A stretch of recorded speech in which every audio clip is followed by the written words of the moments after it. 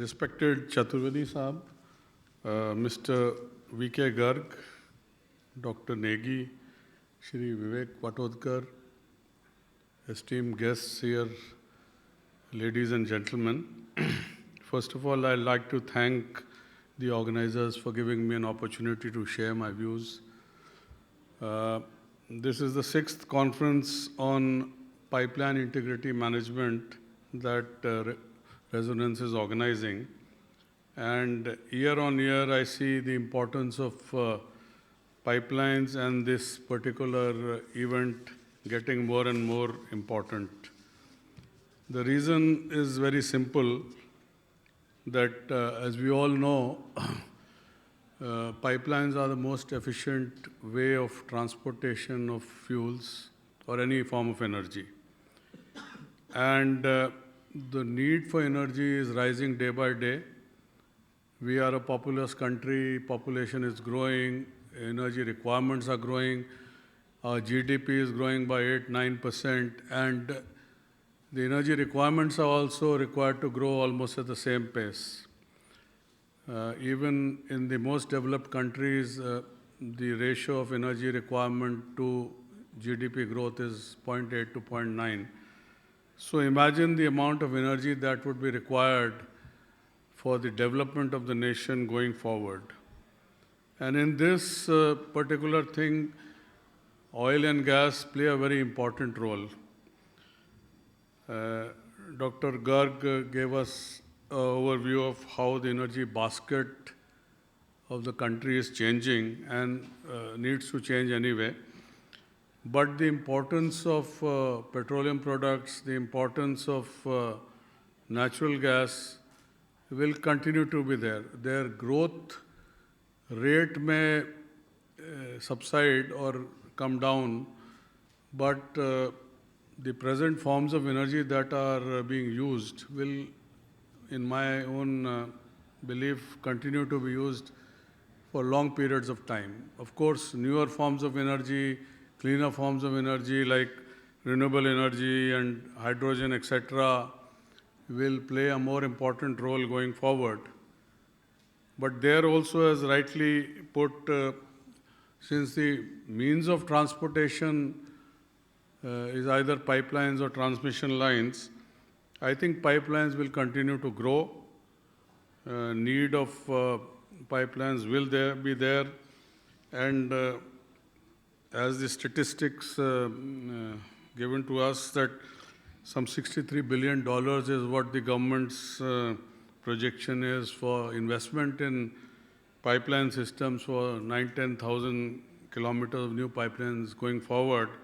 That's a huge amount of money that we will need to spend on creation of new infrastructure in pipelines.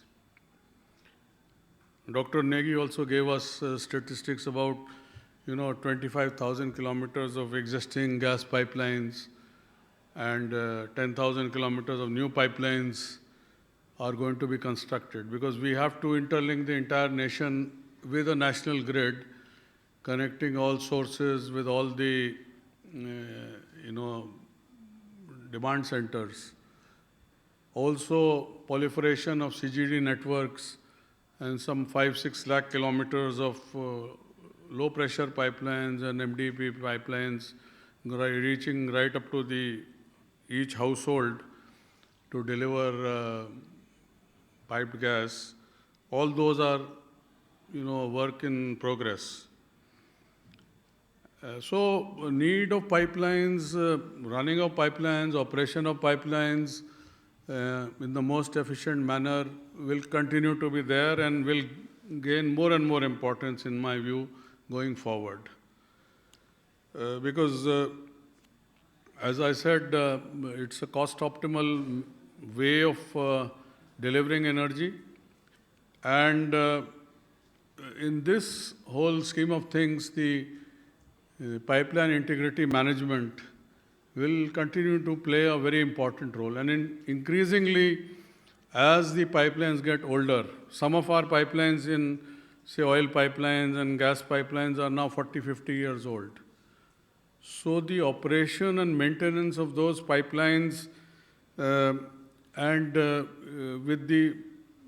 in the most efficient manner, running them safely, operating them safely, and with optimal cost or minimum operational cost that is possible will play a very important role, because delivering energy at the right price is also an equally important thing.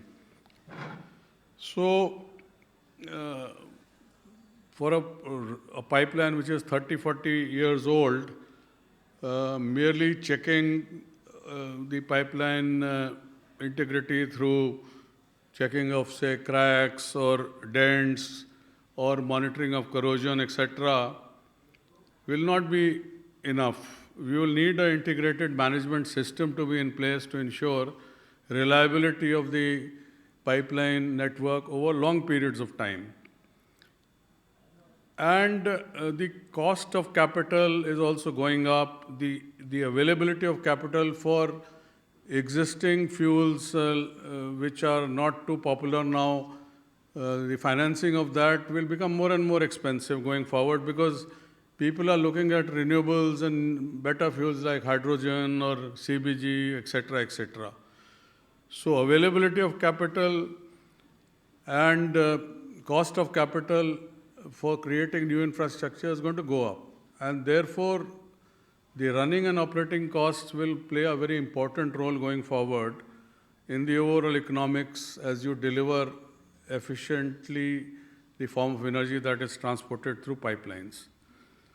So, pipeline integrity management, as I said, is going to be very important going forward and will play a very important role.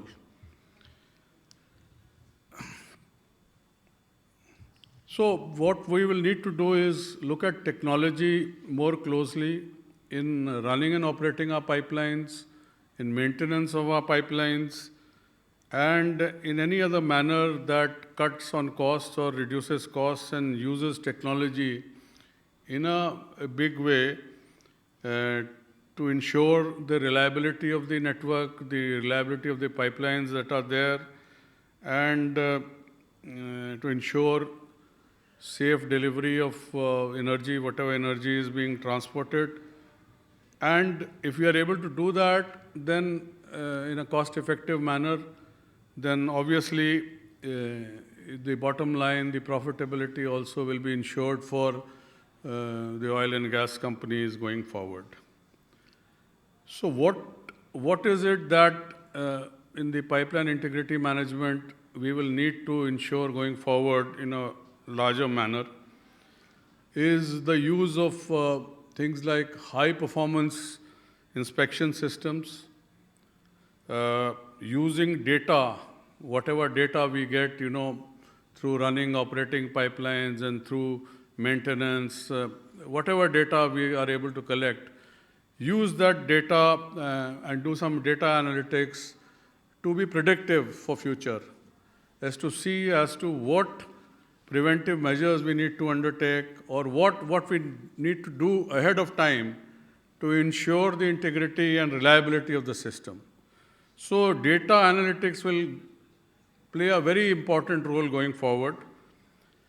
And lastly, now not to undermine the human professionals involved in the entire O&M scheme of things, the expertise that, with experience people gain, role of professionals who are able to analyze the data, use the high-performance systems to be predictive, to be able to gauge and analyze what needs to be done to ensure reliability of the system or robustness of the system, will continue to play a very important role going forward.